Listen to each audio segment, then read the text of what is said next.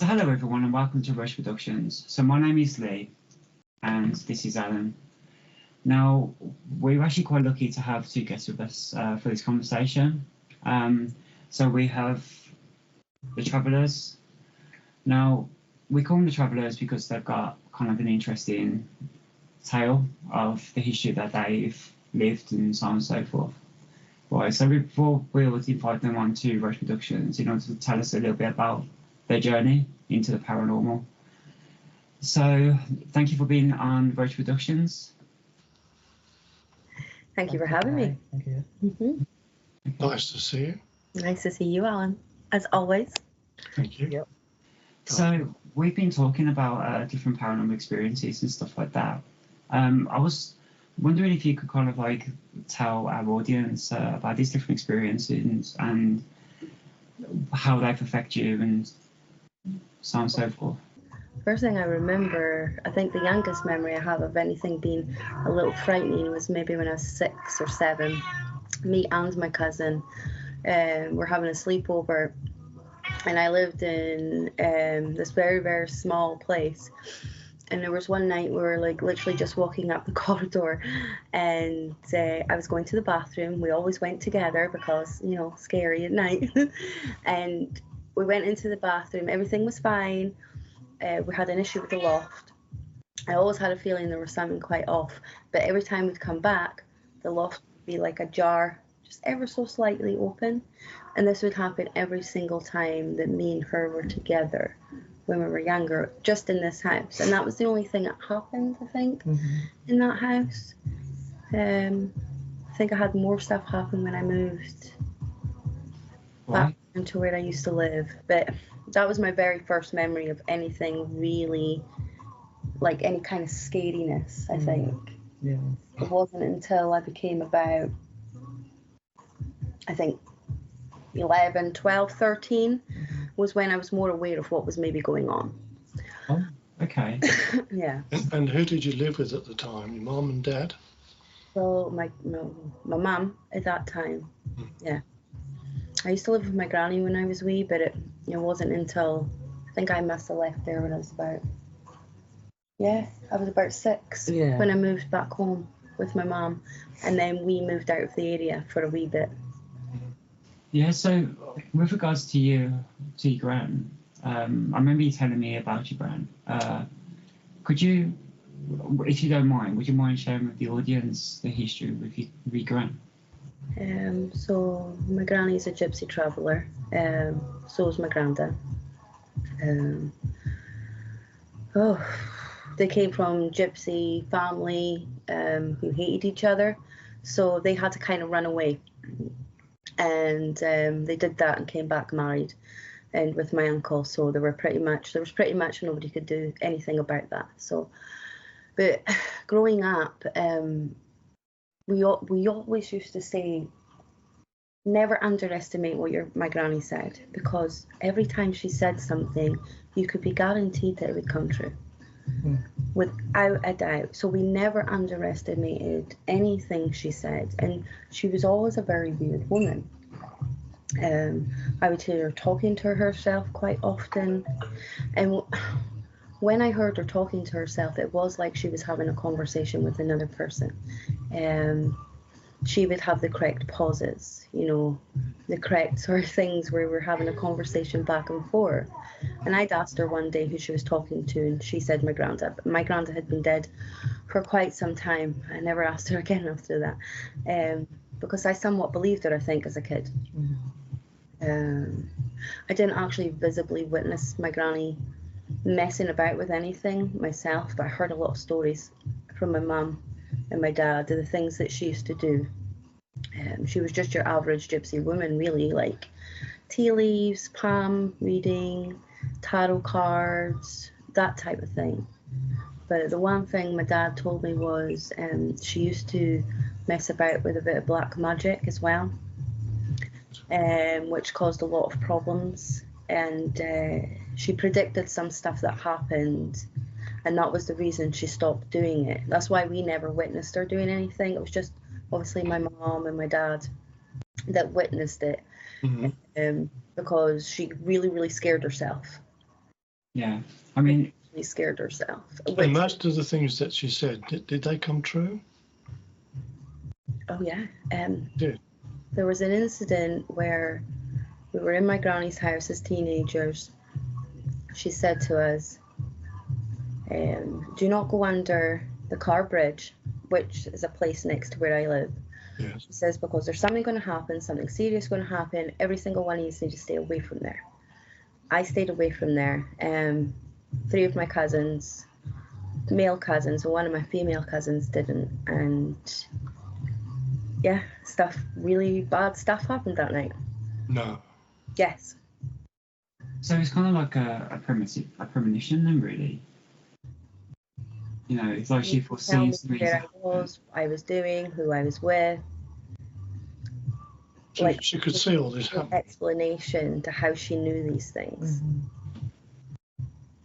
See, because that's fascinating, that is, though, because, like, I mean, there's a lot of tales out there, a lot of papers out there that actually clarify, you know, premonitions and, you know, different stories about people seeing things that they have no contact with, and everything else. You know, it's really fascinating, and I don't think you can kind of rule out that. Yeah. As being a possibility. It's quite fascinating, really. It really is. You know. Yeah. I mean, my mom used to tell me a lot of stuff growing up, you know, the things that she remembered. My auntie, she seemed to be pretty much in the centre of all, to be honest. Yeah. Yeah. My mom told me when they were teenagers sharing a bedroom together, she had walked into the bedroom and my auntie was lying on the bed with the window wide open, and it was like a beam of light had come through the window and it was hitting her in the chest. Yes. Yeah, and my mom ran down the stairs obviously to get her mom and was a bit scared obviously. So there was all stuff like that surrounding my auntie all the time, and she used to come out with some of the most marvelously crazy things I've ever heard. Right. Yeah, she believed in a lot of stuff. So. Yeah. Mm-hmm. Yeah. I mean, do you think with what happened with your grand practicing what she practiced, do you think that kind of might have caused the paranormal experience you're having now in later life as an adult? I think yes and no. I think some of it's that and some of it's my bloodline, I think. I do, yeah. My granny definitely caused some stuff for us, for sure. It used to be like there was a very dark cloud. Mm-hmm. Everything would just go wrong. It was negative all the time. Until I moved, and I moved away from them all, and I decided I wanted nothing to do with it, and I wanted to try better for my own kids. Yeah. That's when things changed for me. Yeah. Yeah, it's like if it's like breaking off the curse or whatever, it's just things have changed for me. Mm-hmm. Yeah, it's like protecting your own, isn't it? You know, like when you have children, you don't want the same things happen to them, so you kind of like try and break the cycle. Yeah. Yeah. Mm-hmm. So I kept them completely away, like my mom kept me away. Yeah. And do they feel different? Well, the kids. Yes. Well, I've never had them around it. Leah never ever. Only time Leah ever experiences anything is when she's either with me or sister. She goes into her bedroom and closes her door. She experiences nothing ever. The youngest one, on the other hand, that's completely different. I've had crazy issues with her, and I think that's just probably because she's a bit like myself. Right. So she feels something there, or can see things. I spoke to her, so she has 2 imaginary friends. She has 2 imaginary friends, right, growing up, that she used to talk to all the time. Kids, they do that. Once she got to about 6 and 7 years old, one of the imaginary friends had gone, the other one stayed. Mm-hmm. And she would talk to this person in her bedroom. She would even talk to this person in front of me, my wife. while we were walking down the street together. Yeah. Like, yeah, and she would just say she was talking to her friend.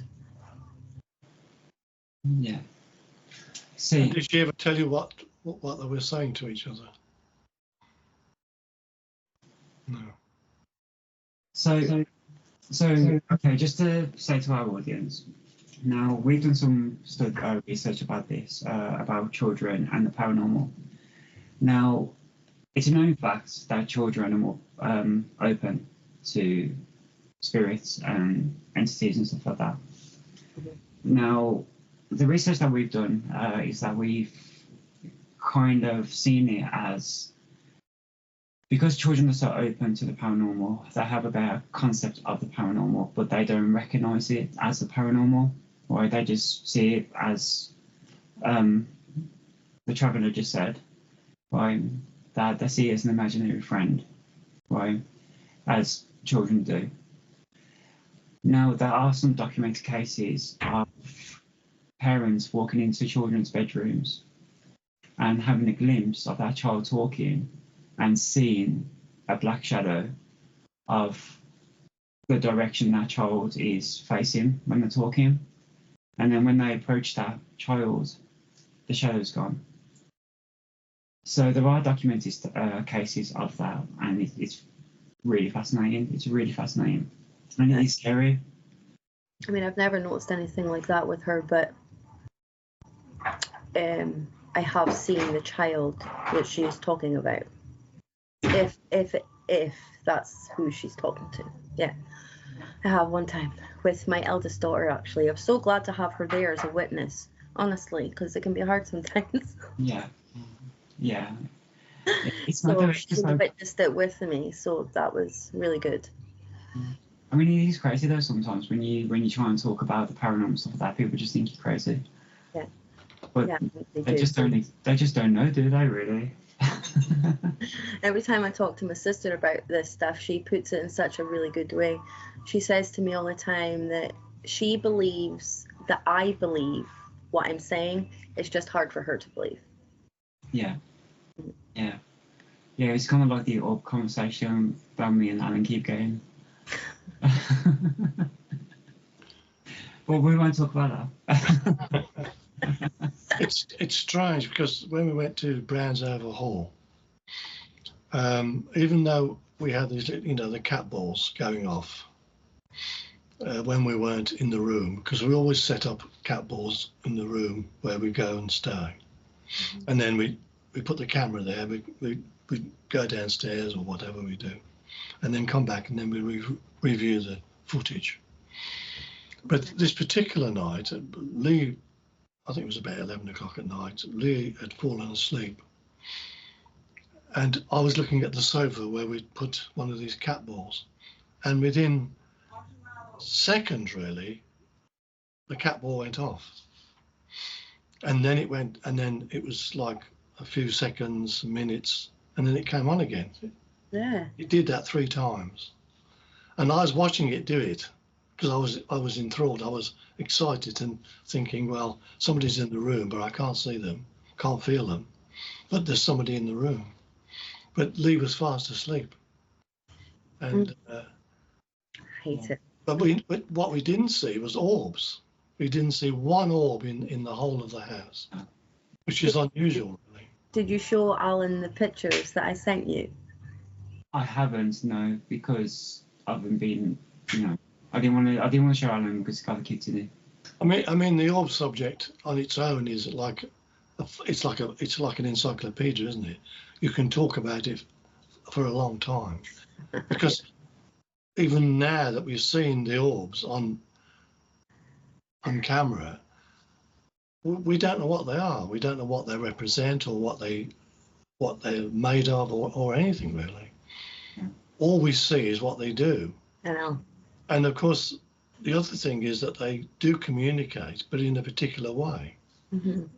And it's a strange thing, really, how they work, how they go around and live and all the rest of it, It is. It's very bizarre because they did seem to be floating around my youngest an awful lot.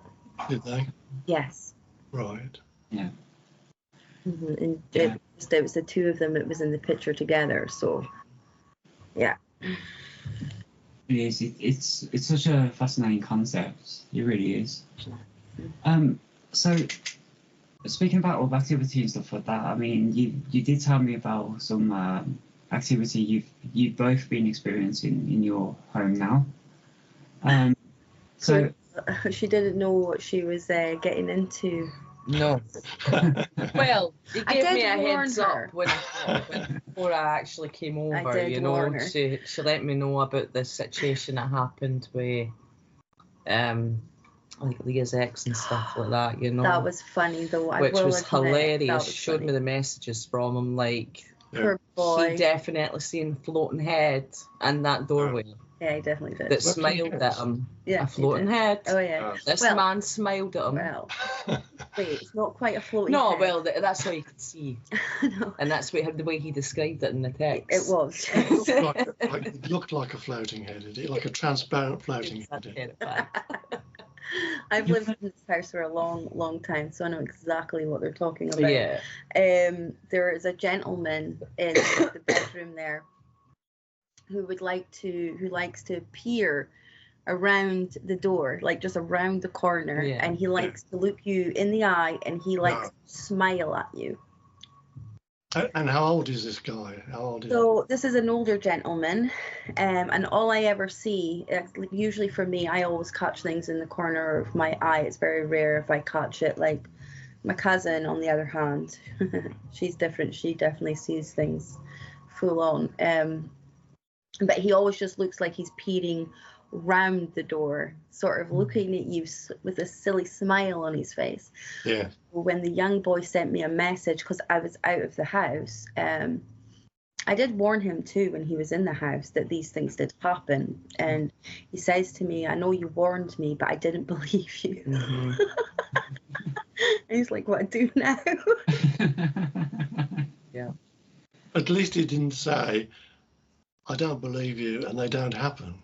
No, he didn't. He- He was a non-believer up until he stayed here with me a couple of nights. Yeah.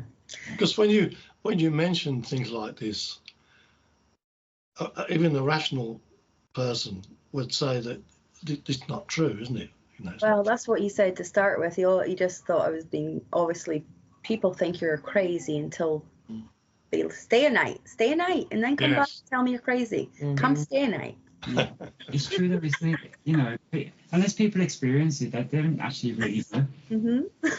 Exactly. It's mad. So, if I can bring Jill into the conversation, so coming into this house you're in now, Yes. what was your first impression when you walked in? Did you feel anything when you walked through the door? Did you? Can't say I noticed at the time. Right. I think so. No, I wouldn't have said that. I don't think there was, because I probably would have said something, you know. So no, there wasn't. The first time for me is when I was going to the toilet. This is the thing. Right. It's not much Yeah. of an atmosphere. Like, you don't walk into the house and it's like a heavy energy No. or anything like that. That doesn't happen. No, it doesn't. Because, No. like I've said a lot, whatever it isn't here to hurt anybody. So what happened when you went into the toilet? Oh, so I'd walked out this living room and our bathroom is at the end of the hall. Yes. I'd walked out, it was, all the lights were out, so I just kept walking and I could feel like there was something behind me. Like, Was it sort of cold or? the hairs on my arms and everything stood up, like, it felt heavy. I felt very heavy. Like there was something watching me. Oh. So I just kept walking and went to the toilet, turned the light on, peed, and came back in here. Didn't think much of it. Yes. And then I was in the shower and I heard a knock at the door. Yes. And yeah, And it was nobody there. Yeah, nobody there. And it was the bathroom door, so it was like Yeah. inside the house, and I don't think anybody was in the house at the No, time. no. It's just you. No. You were in here. No, was I here? Yeah, you were in the living room. So what did you feel after that? Did you sort of feel, I don't want to be here, or did you feel comfortable staying where you are? Oh yeah, I was comfortable. Like, I never felt like anything was going to hurt me or anything like that, you know. Never felt, no. It never really does. I mean, even when I sensed that out in the hall, like, yeah, I just felt like I didn't feel scared, even though I felt like, oh, you know what I mean? Yeah. But yeah, of course it was like an experience. I mean, nothing's really terrified me in this house, apart from that one incident that we'll get into later. But that was like a new thing that happened. Yeah. Well, there's two things, isn't there? That's right. Yes. Definitely. I mean, I have seen, obviously, through the night while this one's been sleeping, I have seen her arms being lifted and stuff like that, and Looks like I'm being pulled out of bed. Yeah, there was one night she was actually poker straight, like she was being lifted, and then the next minute her arms just went to the side. And that was like an energy of something pulling you. Well, I don't know what that was. She was asleep, you know what I mean? Like, this one gets into some, like, she can sit up and everything, like, she's terrified the life out of me a few times. But yeah, that was strange. That wasn't a usual thing. No. You know, because she does have her little quirks when she is asleep, but that wasn't a usual little quirk, you know. Yeah. Yes. I mean, that can be quite frightening, can't it? Really? Yeah. If you're not sure what's going to happen, and something happens like that. I mean, like, it happened the other night, and she was sitting like that, and I just went, "Oh, would you just go away? I'm too tired for you." And I just grabbed her and hugged her, you know. Yes. Yeah. It is amazing. It is amazing. That's having a rave in her sleep. I'll tell you what is amazing, that you don't feel threatened in any way. No. And you feel quite comfortable living in a place where these things happen, and it doesn't really freak you out or anything like that. No, it used to, like, crazy things in the beginning used to happen that used to freak me out. Like, I do get physical touch. Like, it's not the first time it's happened. No. Very much in the beginning, this house was going off all the time. I had something grab me by the ponytail. Yes. Flick my hair over my head, which I have an idea of what that was. This could just be me, but it was a little weird. It was one night, I was in my early 20s and I was living here, and I only had r0ach. Do you know what I mean? She was really, really, really wee. And I'd been tidying up the house the whole day. And I used to have a dining table and chairs. So everything was fine. All the chairs were pushed in. The living room door was shut. The lights were off. I woke up about 3 o'clock in the morning needing to go to the bathroom. And I got up and I was standing in the hallway because I could see underneath the living room door that lights were on. Yeah. And my heart started to pound a little bit because I'm standing there in the hallway thinking, should I switch that lights off? So I must have stood there for about 5 minutes or so because I was a little nervous. And then I eventually opened up the living room door to... I know this is going to sound crazy, but I opened up my living room door to see my dining room chairs on top of my table, and I'm pretty sure that's not how I left it. No. So I turned off my living room light, I shut the door, and I walked away, pretty much. Well, it's and then I fixed it in the morning. It's the same site that was in Poltergeist, in the film Poltergeist. Yes. Where she's in the kitchen and you've got all the chairs on top of each other. Yeah. Because then she started putting the wee lassie on the chair and sliding her across the floor, didn't she? I remember that, yeah. That's the one. Well, they were just sat on top of, but they were literally, the legs were on top of the table itself. It wasn't like they were turned the other way up. They were just literally standing on top of this table. And it was like, what? But yeah. I think Lee would die for that, wouldn't she? I have to keep saying it. I would kill for poltergeist activity. I would. Yeah. You know, all the places that we've gone to and stuff like that, and you know, I would kill to see something like that. Catch it on film would be perfect. Yeah. It's just you never know. You never know. It could still happen. Happen. Well, hopefully it will happen. Yeah, definitely. So I want to ask about recent experiences in your home, which I know something happened, and I also know what it was as well as you do. So would you like to tell people what happened and what it was? Okay. Well, see, as you can tell, I'm used to this. Like, it's just a normal life for me. Yes. So for the last couple of weeks, things have been a little weird. She's been hearing knocking in threes quite often, and then she heard the knock. Lexi came through and said that she'd heard that too, and then she decided to go, yeah, it was like this, knock, knock, knock. Then it knocked back. It knocked back. 3 times. So it was communicating with her, yeah? Oh, yeah. Like, I couldn't believe She really this. got right. The first knock, I thought it was the front door, you know? Yes. So I'd went to the front door. I didn't even open the front door. I'd looked through the peephole and there was nobody there. No. So I was like, right, okay. And we have this sensor light in the landing, and that wasn't even on. So I was like, right, fine. So I came back through, and I says to the Wayne, oh, nobody's there. And she went, oh, that's weird. I heard that too. I went, aye, it sounded like this. Yeah. Yes. And then obviously, the Wayne was like, no, get the door. It's the door. It's the door. It's the door. So I Yeah, went she to got the door. right. I'd actually opened the door.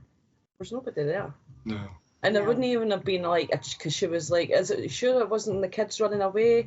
And I was like, Lexi, we would have heard them going down the stairs, darling, you know? Yeah. Yeah. So there was that, and then Lexi kept coming, and she was doing it a lot, and I did find it weird. She was coming in going, did you shout me? Yeah. And I'm like, no. And then she'd do the same to her sister, and just like, I thought she was maybe at it or whatever. Yeah. Until the other day, I was standing in the living room. She was out in the balcony hanging up washing, and I was having a conversation with another friend.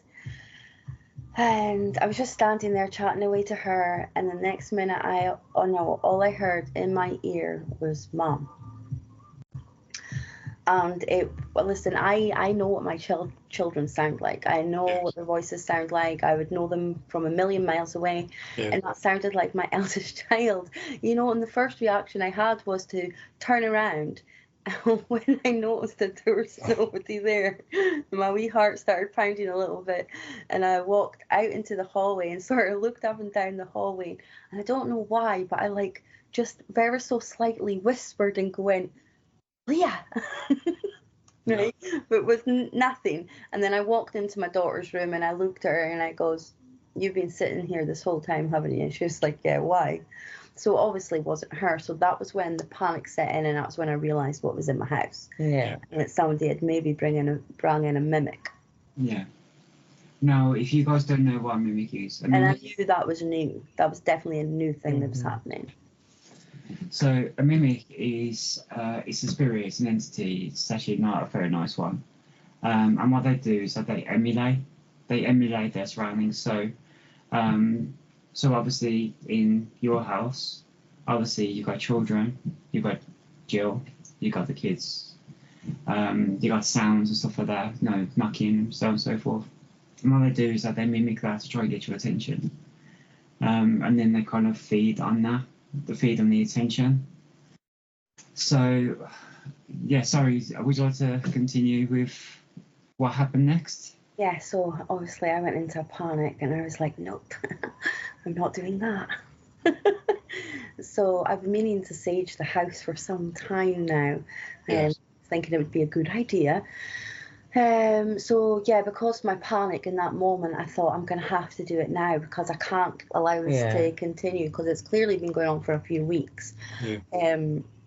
So I got out my prayer thing, and I started just writing it down on a bit of paper, just so I had it at hand, just so I could read off the paper. Yes.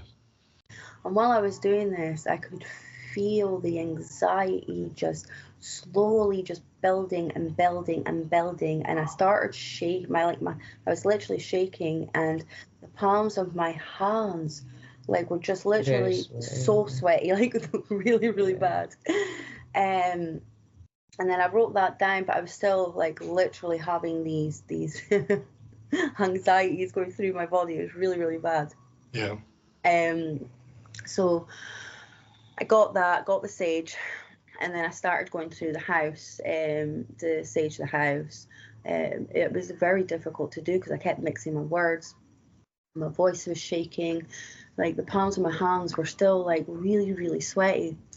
But by the time I came out of my living room into my eldest's bedroom, I just felt this weird surge of energy, and then all of a sudden I became very confident, and I started making very crazy demands in that moment. And I wasn't telling anything. I was demanding that I leave my house, and I went into my youngest's bedroom, and I made sure to do that twice in her bedroom. And yeah, I felt very, very, very weirdly powerful in that moment. And by the time I got to the front door, I opened up the door and I demanded that it get the F out of my house. Yeah. And I slammed the door behind me, and we're on day what? 3, 4. And nothing's happened since. So it's gone. It's gone. Which is really good, isn't it? I mean, it's really good to. But I feel like it's gone. Yeah. I haven't had Lexi come in and ask me if I shouted her. She hasn't done it to her sister. I haven't had anything. Did the salt as well. Yeah, I haven't had anything like that happen whatsoever, and the house almost feels lighter. Yeah.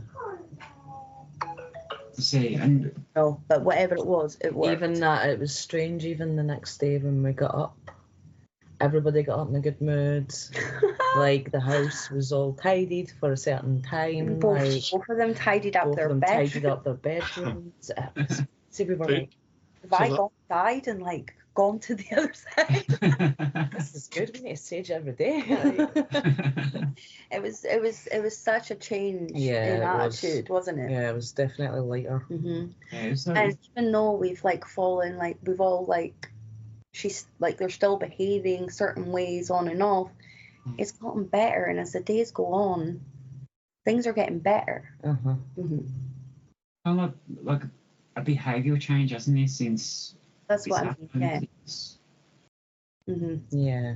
See, that's fascinating as well in its own way. That wee one, because her anger levels were really, really high, which I was obviously putting down to her autism. But ever since then, even though she still has her little moments, She stops herself quickly. She's she does. Yeah, she's doing really well. It's really bizarre. The last few days she's been really good. So this mimic was affecting you all, really. Mm-hmm. Yes. I didn't realise that we didn't know that's what was happening. It understands the black shadows as well. It does. It makes sense. Because they were seeing black shadows as well in the hallway. You could tell. There's no one in the house. What sort of shape were these shadows? Like a person or? It was quick. I didn't even know it was like a shadow. It was tall. I know it was big. It was like a. Right. Like I said, it was quick. The kids seen it more. Yeah, I only seen it the once. Yeah. I guess it was quick. It was like a. Yeah. Yeah, I couldn't make out if it's a man or a woman, or I just seen this. Just a shape. Right? Yeah. It's a shame. Yeah, no, I didn't see that at all. But that was enough to make me throw out my tarot cards and crystals again. So. Even when you did that. No, so the reason I threw them out in the first place was for a whole different reason. Yeah. I was using them with the crystals, and things were happening that were scaring me. Yes. And I was just feeling really weird energies that just was making me scared and putting me in such a negative place. But I threw them out. I thought, nah, if that's what it is, they're going. So, and it's been okay ever since. Good. So has any other people in your family experienced anything? Well, to be honest, the person you want to talk to is my cousin. I mean, the things I experience is just little things like that. I catch things in the corner of my eye. I can hear stuff and I can feel when something's there. But I don't know, she sees things. She's even seen her mom. She's got some insane stories to tell you, honestly. And it starts from when she was younger. She lived in that house with her brothers. Like, there's a lot of stuff happened there with her mom and dad and stuff. I don't know, my eldest cousin, he was constantly in the bathroom talking to a black figure all the time. Yeah. And my uncle had to remove him from the bathroom quite frequently. You would see and hear things go up and down their stairs all the time. There was a lot of really negative. You'd walk into the house and you could feel the heaviness the moment you walked into their house. It's the house that she grew up in. You wouldn't say it was like schizophrenia or anything, something like that. No. Yeah. You would say it was a spiritual encounter or something. Yeah. Yeah, because actually your uncle, definitely. Yeah. Yeah, because when he went up the stairs, there was one night he just went up to the bathroom. When he came back down, he was coming down, he was taking all the kids' mattresses out from their bedroom, dragging them down the stairs, and refused to let them go up into their bedroom for about 2 weeks. Yes. But refused to tell anybody why. Yes. But they said he was pure white, and he looked terrified. But I don't know. He would never tell us why. Okay. Yeah. It's because there are loads of skeptics out there when it comes to the paranormal, right? And they do say, well, it's just a mental illusion. It's just this. It's just that. I mean, being someone in your situation with knowing the things that you know and what you've seen, I mean, what would you say to them kind of people? I totally get it. I totally get why they'd be so skeptical, because it's something that's really difficult to believe. Yeah. Unless you're seeing it and experiencing it. Like, I totally understand why it's hard to believe. Yeah. Yeah. Well, Lee at the ostrich felt that, didn't you, Lee? Yeah. There was something in the function room. I didn't feel anything really, but when Lee went into the function room and put the equipment down on the table, the meters were going off, weren't they? That meter was going off. And you felt cold and something next to you, didn't you? Yeah. So that's great. The meter was going off here. Right. I felt a cold spot here. Right. And I felt someone staring at me. And it wasn't. It felt like a very, very evil kind of feeling. Like it was a horrible feeling. Like. Difference with them things, because with something that's not so nice, it's almost like a very strong, sickly kind of feeling you get. Yeah, definitely. That's it. I lived in this is why I think it might be me and not the places that I go. Before I moved in here, I lived into that a wee flat with my eldest. It was just the two of us, and I was trying this new thing where you put your baby in their cot and, self-soothing and all that kind of stuff. Yeah. Sitting in the top of the stairs on the first night, about 5 minutes, little whinge, little complain, she fell asleep. Tried it the next night. Next night was different. Sat there for about 10 minutes, listened to my child scream bloody murder. I mean, like she was being murdered. It was very bizarre. Yeah. When I walked into the bedroom, because, it sounded weird, I've never seen, she looked horrified, she looked terrified. Yeah. Looking over into the corner where the window was, when I had the door open, so the door was right here, so I wasn't actually seeing what was going on behind that door, but I was very much just staring at her, and every single hair on my body stood up. The whole entire room was pretty chilly. And she's looking at me, and I'm looking at her, and she's looking at me as if to say, she's got her arms out, you know, to Yes. come and get her, and she is screaming, and she looks terrified. Yeah. I just walked in, grabbed her, walked out, shut the door, never went back up that stairs. I was rooted to the spot, Alan. I have never felt so terrified of something that I couldn't see Yeah. in all my life. Well, in this case, when we went out of the function room and back into our own room, it was following us around, wasn't it? Yeah. It just the meter kept going off continuously, didn't it? Yeah, it was like you wanted to try and attach yourself to me. Yeah. It's Well, weird. But in that place, there was a really nasty spirit called John Jarman who killed 60 people by boiling them alive. In water, yeah. Yeah. You know the demon barber of Seville. You know that. I think the Fleet Street, not Seville, Fleet Street, and it's a story, isn't it? Really, but this is the real person, because Yeah. his wife used to bake pies and things with all the remains, yeah, Wow. and they used to steal all the wealth, you know, of the person. Hey. That's disgusting. And we stayed in this particular room, and where the shower and the toilet was, the trap door was there, because the bed went down and they just fell into this vat of hot water or whatever. Oh God, so they didn't even know. Quick. Oh, Lord. have Well, not mercy. really quick. They would have died instantly, wouldn't they? Really? I imagine. suppose Well, I was from the shock of the, yeah. That's brutal. So this obviously lingered, and it still lingers today. Yeah. This sort of feeling of evil or murder, whatever it may be. And John Jarman is still at the place. Yeah. Yeah. So just before I end the interview, I would like to say to Carla and Jill, thank you for being on the show. Thank you for speaking with us. Thank you for having us. Yes. Right. For sure. Yeah, and thank you for telling us about all your paranormal experiences. You know, Alan, do you want to say anything?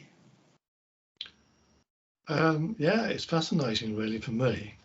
I mean, I am sentimental. I'm quite passionate about things, and I never get the feeling that I'm being attacked by anything, or I don't get feelings of there's something in the room like you do. Yeah. And sometimes I think to myself, well, maybe I'm just closed, you know, I have a closed door. You know, this is a hot spot where I'm from. Is Like, it? Oh yes, like it's big here. Where I'm from, it's the capital of the Highlands, Yes. and it's the most haunted place in the Highlands. Right. The place I originally came from, where I experienced like really bad stuff go on, was built on top of a graveyard. So I'm assuming that's why it was so like crazy down that way. Yeah. Well, I used to live in London. I lived in London for about 15 years. And my flat, it was a house but converted into 3 flats. And opposite, I had a Catholic church school. And outside my bedroom window was a 12th century church with a cemetery. And I could look out and see all these graves and headstones, you name it. But it never affected me at all. I couldn't do that. You couldn't? No. No? I try not to go. But it didn't affect me at all. You know, when people say, oh, I wouldn't live next to a graveyard. Somehow. And there was a 12th century church, and I had no problem at all. Well, I don't think I did. I mean, I could have dreamt many dreams or whatever, you know, but I've never had anything like that affect me. And well, because of the line of job that I would do, because I was a caterer, and a lot of these buildings were very old buildings. Well, I had some experiences there too. They, in one of the old care homes I used to work in, they had a mimic in there too. Did they? Yes. Right. So someone brings a mimic in, a mimic just doesn't come. Oh. No. Well, there you go. And of course, So was it they attach themselves to you? Yeah. So basically, when they mimic someone, they're feeding off that energy of that person. So they don't want to lose that energy, so they follow that person around. So it probably was with the youngest because it started with her. Yeah. She was there's no barrier there, is there really? Not No. like Yeah. an adult, really. Yeah, because a mimic isn't like a normal spirit. A mimic's borderline demonic. Right, okay. There was the panic. That's why that's why she panicked. Would they ever show themselves as somebody else, or? They can. Yeah. So basically, it's like they don't care about the person. They care about the energy. If that person's giving up a high energy, they'll move on to you. But if the next person giving up a higher energy, they'll move on to them. They feed off it. So everyone, I hope you enjoyed the conversation we had with our two guests. I'd like to thank you again for being on r0ach Productions. So we will continue to do these episodes with different guests and talk about different things, about different experiences and so on and so forth.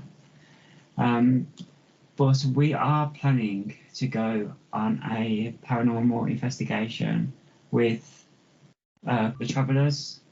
We are going to be going to Edinburgh when we find the correct destination that we want to go and visit. So that'll be the new video coming out very soon, hopefully. But yeah, so we want to say thank you for watching, and we hope to see you on the next paranormal investigation. Take care, everyone.